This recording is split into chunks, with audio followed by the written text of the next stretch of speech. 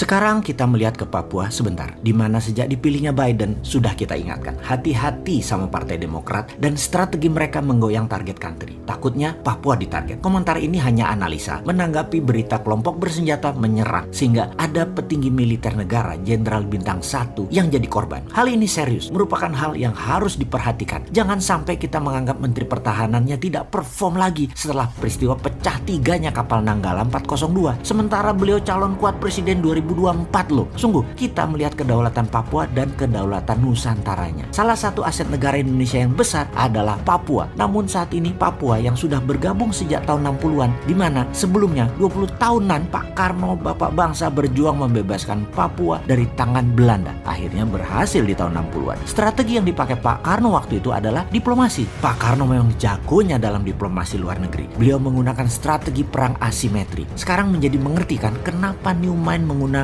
Department of War, karena meniru strateginya Pak Karno. Perang asimetri adalah bentuk perang yang tidak serupa. Misalnya dalam perang konvensional yang menggunakan senjata, tidak perlu dijawab dengan senjata juga secara frontal, bisa dilawan dengan bentuk perang lain, yaitu perang diplomasi. Kembali ke Papua saat ini, ada OPM atau ULMWP, sebuah organisasi yang ingin Papua lepas dari Indonesia, yang saat ini kurang dipelajari kekuatannya oleh pejabat di Indonesia. ULMWP tidak perang senjata, tetapi membangun diplomasi ke Eropa dan Afrika, juga ke kawasan Melanesia, termasuk ke PBB. Baik, kita rincikan sedikit tentang Melanesia. Ada 5 provinsi saudara kita di Indonesia yang rasnya Melanesia, seperti wilayah NTB, NTT, Flores, Maluku, Papua, sama dengan Papua Nugini, Fiji, Vanuatu, Nauru, Kepulauan Solomon, dan lain sebagainya. ULMWP, United Liberation Movement of West Papua, ini mepet secara kultural, ras, dan diplomasi ke negara Melanesia. Saya cukup tahu wilayah itu semua karena lama beredar di sana atas nama informasi. Saat ini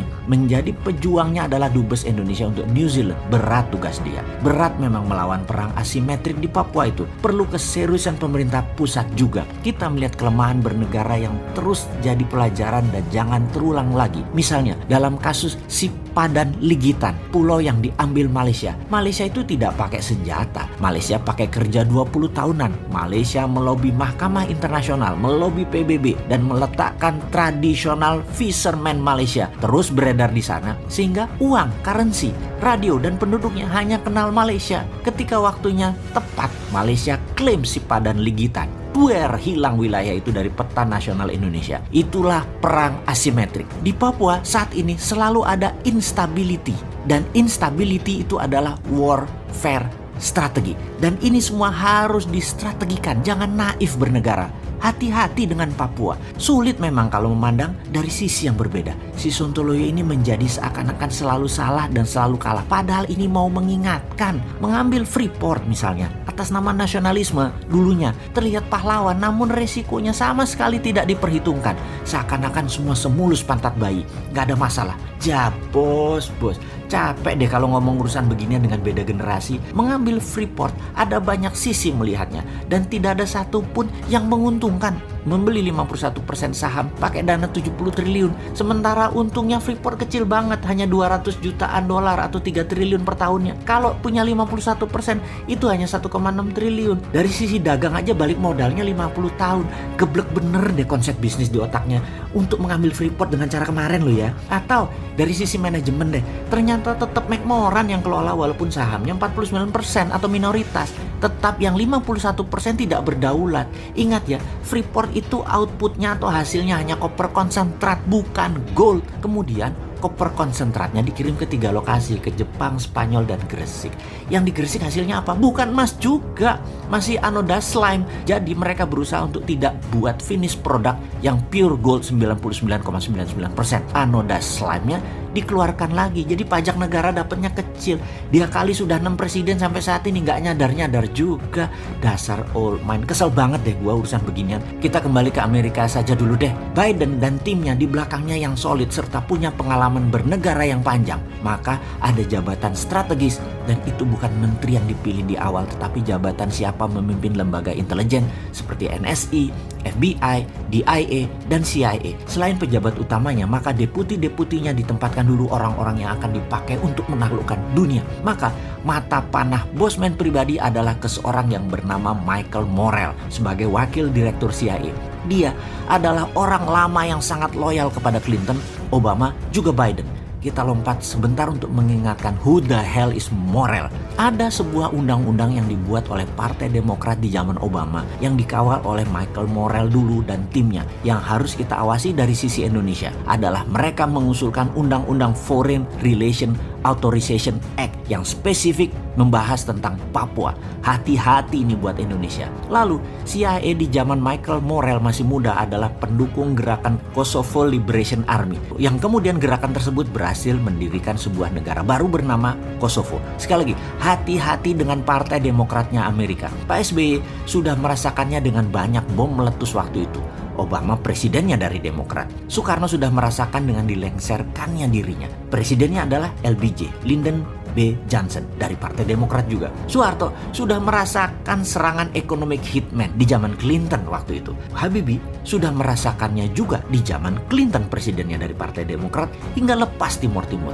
Operasi CIA selalu dimainkan oleh mereka. Gerakan insurgensi adalah ciri Partai Demokrat menyerang luar negeri. Kalau Partai Republik perangnya di permukaan. Kalau Partai Demokrat warfare-nya pakai CIA operation dan shadow. Saya jadi takut urusan Papua. Itu saja. Kalau sama Trump, saya nggak takut Indonesia bakal belah karena bukan target Trump. Trump musuhnya Tiongkok dalam dagang. Dan ideologi demokrasi Amerika versus komunisme itu juga dengan Tiongkok. Namun dengan Partai Demokrat, beda game plan mereka. Kita buka strategi Madam Secretary Hillary Clinton waktu itu yang terkenal dengan nama Pivot to Asia. Yang diincar apa? Menengok ke Asia itu adalah ambil sumber daya alamnya. Front Timur Tengah untuk energi, minyak, dan gas bumi. Di Asia Tenggara untuk sumber daya alam mineral seperti untuk baterai dan lain sebagainya. Maka apa yang Tiongkok lakukan di Indonesia mengambil SDA sumber daya alam akan diikuti oleh Amerika. Bedanya Tiongkok pakai soft power, bayar pejabat, ubah kebijakan. Kalau Amerika pakai instrumen militer, pakai nakut-nakuti, pakai teroris. Sewaktu di zaman Trump, ground floor-nya di negara masing-masing, yaitu Tiongkok dan Amerika dengan perang dagang. Zaman Biden yang diperebutkan adalah sumber daya alam yang ground floor-nya di negara penghasil. Perangnya kalau minyak gas bumi, ya dar-der-dornya di Timur Tengah. Maka sumber daya alam mineral non-fosil, jangan-jangan dar-der-dornya di Indonesia. Jadi wahai pejabat, jangan sampai 100 bom jadi meleduk di mana-mana di Indonesia ke depannya ya. Ini semua harus distrategikan. Ini harus dibuat counter insurgensinya. Cara tekan Indonesia nanti bisa dipraktekkan lagi, yaitu Papua dan GAM akan dimainkan lagi oleh Amerika. Ini cara klasik Partai Demokrat. Sehubungan dengan hal ini, sengaja kita buka ke publik informasi seperti ini agar bernegara kita melihat dari sisi lain, sisi ancaman. Jadi wahai pejabat, pastikan kebijakan Anda menguntungkan rakyat dan membuat negara utuh selalu. Hati-hati dengan shadow-nya Biden Partai Demokrat. Kalau nggak paham bernegara, ya lempar saja handuk putih, nyerah aja. Generasi Newman siap menggantikan kapanpun, nggak perlu 2024.